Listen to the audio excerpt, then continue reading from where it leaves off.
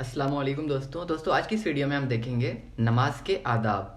نماز کے 8 آداب ہیں۔ پہلا ہے قیام کی حالت میں سجدہ کی جگہ پر نظر رکھنا۔ نمبر 2، رکوع کی حالت میں دونوں قدموں پر نظر رکھنا۔ نمبر 3، سجدہ کی حالت میں ناک پر نظر رکھنا۔ نمبر 4، قاعدہ کی حالت میں گود میں نظر رکھنا۔ نمبر 5، دائیں طرف سلام پھیرنے میں دائیں کندھے پر اور بائیں طرف سلام پھیرنے میں بائیں کندھے پر نظر رکھنا۔ نمبر 6، جمائی کے وقت منہ بند رکھنا۔